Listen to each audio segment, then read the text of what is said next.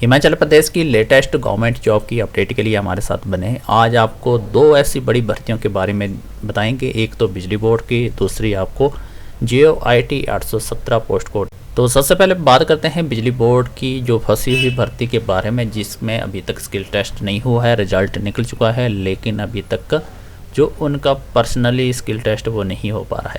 18 से ज़्यादा युवाओं को मिलेगा रोजगार बहुत ही जल्दी। अगर ये 817 पोस्ट कोड का रिजल्ट घोषित हो जाता है तो 1800 भर्तियाँ और भरी जाएगी हिमाचल प्रदेश में।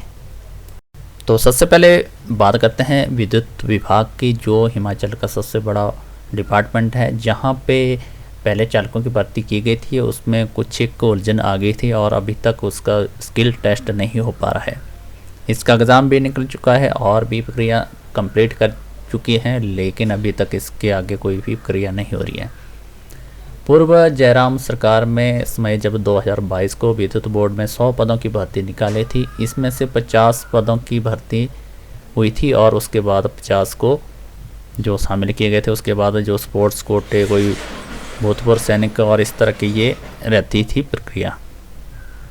अभी तक इसका कोई भी डिपार्टमेंटली कोई नोटिफिकेशन नहीं हुआ है। विद्युत बोर्ड में चालक की भर्ती का परीक्षा का परिणाम घोषित होने के बाद कट ऑफ मार्क्स लिस्ट भी जारी हो चुकी है, जिसमें जनरल की मेरिट 59 टॉपर की गई थी, जनरल स्वतंत्रता सेनानी की 47, EWS कैंडिडेट की 56, OBC रिजर्व 57, BPL OBC 52, अन्य रिजर्व SC 58, SC BPL की 56 और SSC स्वतंत्रता सेनानी के 48, ST अन्य रिजर्व 57, ST BPL 53 नवंबर को सूची जो है बोर्ड ने जारी कर दी थी।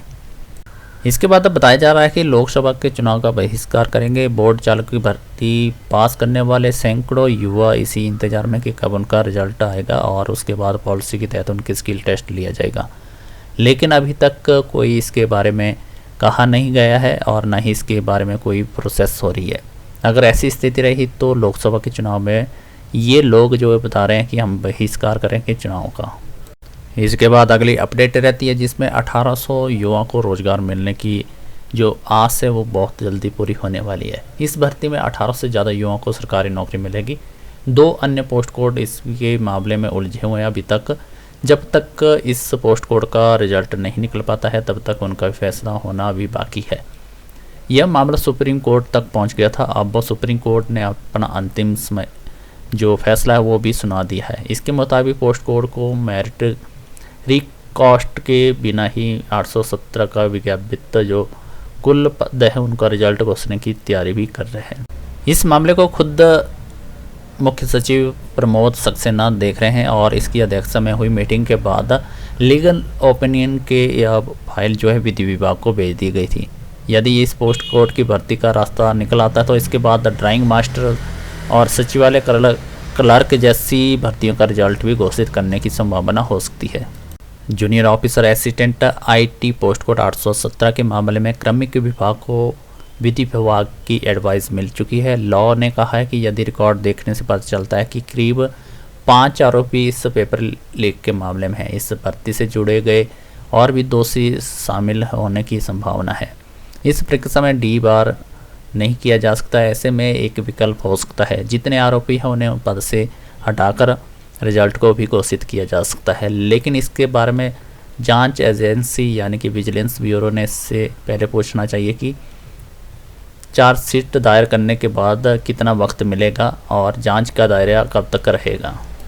इन सवालों का जवाब पहले एजेंसी से ही विभाग ले। यह फाइल वापस क्रमिक विभाग के पास आ गई है और मुख्य सचिव लौटने के बाद इसमें आगे की फैसला होगा। सोमवार को धर्मशाला में राज्य सरकार का 1 साल पूरा होने के बाद रैली को संबोधित करते मुख्यमंत्री सुखविंदर सुक्खू ने JOIT 817 परीक्षा का रिजल्ट जल्दी ही घोषणा करने की ऐलान की है। इसका अर्थ ये हुआ है अब किसी भी अधिकारी को यह फाइल पर लिखना होगा कि इस परीक्षा का रिजल्ट घोषित कर दिया जाए। लेकिन रिजल्ट घोषित करेगा कौन, यह भी एक बड़ा सवाल है। राज्य सरकार ने हमीरपुर कर्मचारी चयन आयोग को तो भंग कर दिया है और उसके बाद जो क्लास 3 की भर्तियां हैं लोक सेवा आयोग को दे दिया था। लेकिन लोक सेवा आयोग ऐसी किसी भी परीक्षा का रिजल्ट घोषित करना नहीं चाहता जिसका मामला दर्ज हो चुका है और उस पर जांच चल रही हो। तो यह लोकसभा आयोग के रूल और बिजनेस के खिलाफ है। दूसरी तरफ राज्य चयन आयोग अभी तक पूरी तरह से नहीं बना। ऐसे में सरकार को यह फैसला भी लेना होगा, यदि विजिलेंस ब्यूरो भी रिजल्ट घोषित करने में सहमत हो तो परीक्षा का रिजल्ट घोषित करेगा कौन। तो ये बहुत ही बड़ा मामला है। अभी तक 817 कोर्ट का जो फैसला है वहाँ से तो क्लियर हो चुका है कि जो सस्पेंड है, जो आरोपी हैं उनको हटा दिया जाए और उसके बाद जो रिजल्ट है उसको क्लियर कर दिया जाए।